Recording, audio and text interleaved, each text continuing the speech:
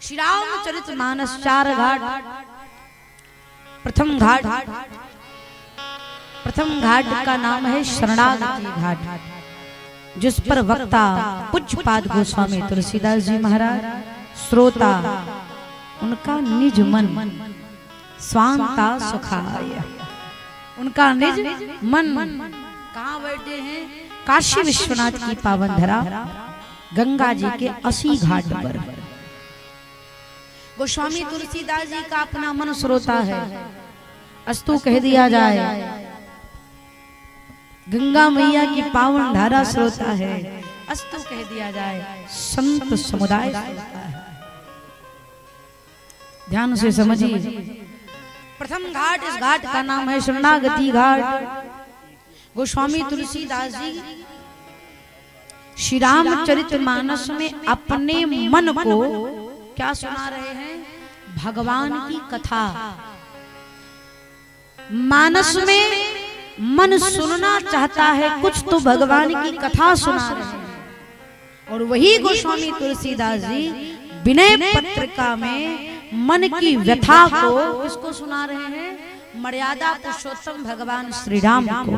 कथा संकेत करती है, मन कुछ सुनना चाहे तो कथा सुनाइए, और अगर मन को कुछ सुनाने का मन करे तो जगत को नहीं, जगदीश को ही सुनाइए। किसी और को सुनाने की आवश्यकता नहीं है। किसी और को सुनाओगे तो समस्या बढ़ती जाएगी, और अगर मन की व्यथा को भगवान को सुना दोगे तो धीरे धीरे समस्या समाप्त हो जाएगी। पहला घाट शरणागति घाट। गोस्वामी तुलसीदास जी इस घाट पर बैठ करके पहला संकेत करते हैं जीव को। 7 दिन हम आप यही सुनेंगे कि शरीर भले जगत में रहे लेकिन मन जगदीश के चरणों में ले जाया जाए। शरणागति घाट। भगवान श्री राम मैया अहिल्या पर कृपा किए तो गोस्वामी तुलसीदास जी अपने मन को भटकारते हैं और कहते हैं, आस प्रभु दीन बंधु हरि कारण रहित दया, तुलसीदास 60 ते ही भजी। कैसे? छाड़ी कपट जंजाल। तुलसीदास जी अपने मन को फटकारते, रे तठ मन कहाँ भटक रहा है, चल रघुनाथ जी की शरण में। तो पहला घाट शरणागति घाट, एक वक्ता और गोस्वामी तुलसीदास जी का अपना मन श्रोता। दूसरा घाट स्थान तीर्थराज प्रयाग। वक्ता श्री याज्ञवल्क्य जी महाराज, श्रोता श्री भरद्वाज जी महाराज, और इस घाट का नाम है कर्मकांड घाट। तीसरा स्थान कैलाश पर्वत। भूत भवन भोलेनाथ भगवान शंकर वक्ता हैं, मैया शिवानी श्रोता है, और इस घाट का नाम है ज्ञान घाट। चौथे वक्ता, चौथा स्थान नीलगिरी पर्वत। नीलगिरी पर्वत पर श्री काकभूषुंडी जी महाराज वक्ता हैं, और पक्षियों के राजा श्री गरुड़ जी महाराज श्रोता हैं। और इस घाट का नाम है भक्ति घाट। शरणागति घाट पर, कर्मकांड घाट पर, ज्ञान घाट पर कथा विराम ले ली, लेकिन भक्ति घाट पर कथा विराम नहीं ली, वहां निरंतर कथा चल रही है। काकभूषुंडी जी वक्ता हैं, पक्षियों के राजा गरुड़ जी महाराज श्रोता। अब आप कहेंगे ई कैसे भया? कौआ महाराज कथा गा रहे हैं, ये कैसे भया? और पक्षियों के राजा गरुड़ जी कथा सुन रहे हैं, ये संयोग कैसे बना? तो कथा आती है, जब भगवान श्री राम लक्ष्मण भैया युद्ध कर रहे थे तो नाग पास में प्रभु श्री राम और लक्ष्मण जी बंधे ना। तो सारे देवता त्राहिमाम त्राहिमाम करने की प्रभु नाग पास में बंध गए। वैसे जो जगत के बंधन को छुड़ाता उसको बांधने वाला कोई बंधन नहीं होता सिवाय प्रेम को छोड़कर। उस ईश्वर को बांधना तो केवल प्रेम का ही बंधन है और कोई बंधन ही नहीं।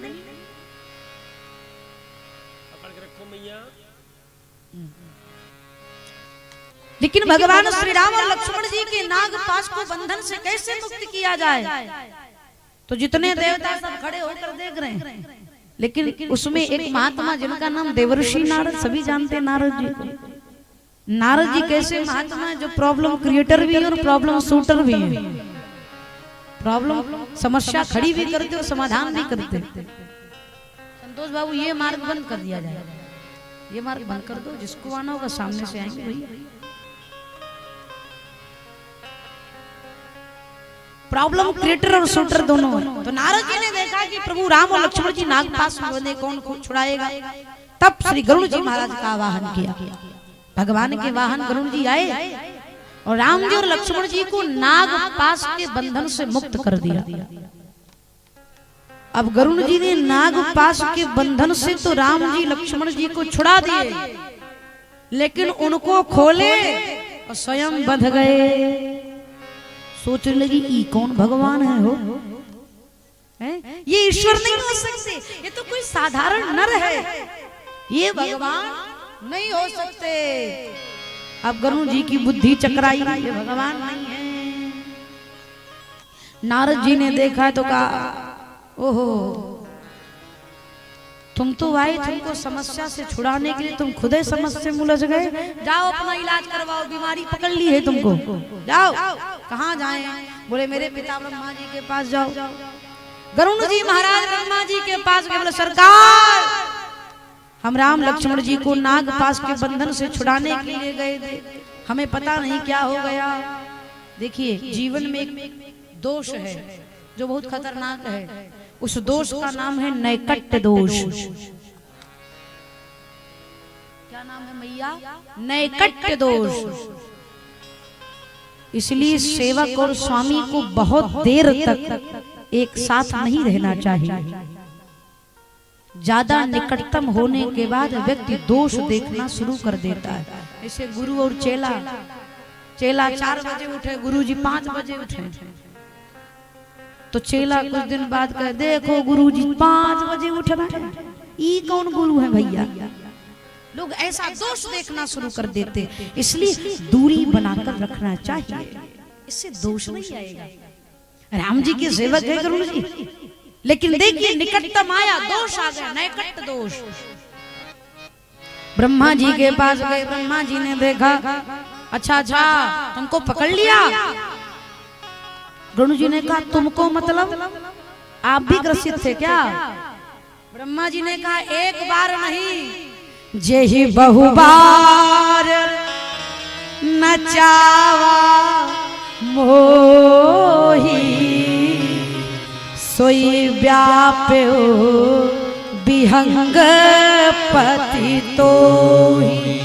जो मुझे एक बार नहीं, जो मुझे एक बार नहीं कईयों बार ग्रसित किया है, वही बीमारी आपको पकड़ी है। गरुड़ जी ने कहा ट्रीटमेंट? बोले मेरे पास नहीं है, इस रोग के विशेषज्ञ भगवान शंकर है, हमारे पास इसका उपचार नहीं। लेकिन डॉक्टर 2 प्रकार के होते हैं। एक बड़े वाले डॉक्टर होते हैं जो ज्यादा पढ़ लिख लेते, MBBS करके बैठते हो, किसी एक रोग के विशेषज्ञ होते हैं।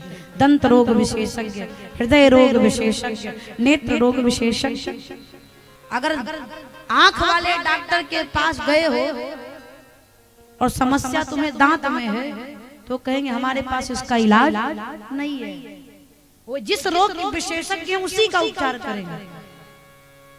लेकिन गली में, नगर में, गांव में एक डॉक्टर और रहते हैं, झोला छाप।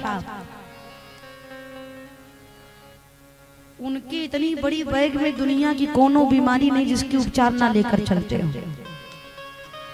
सब रोग के दवाई लेकर चलते, झोला छाप डॉक्टर। तो ब्रह्मा जी के देश के विशेषज्ञ भगवान शंकर हैं, जाओ। शिव जी के पास गए, बोले त्राहिमाम त्राहिमाम, हे भूतनाथ भोलेनाथ हम पर कृपा करिए, शंकर भगवान ने कहा एक ही उपाय है, तबई हो सब संशय भंगा, जब बहुकाल करिए सतसंगा। आपकी बीमारी को दूर करने का गुरु जी एक कई उपाय है, सत्संग करिए। और केवल 7 दिन नहीं भैया, फिर जब बहुकाल करिए, बहुत समय तक अगर आप करेंगे तभी आपका ट्रीटमेंट हो पाएगा।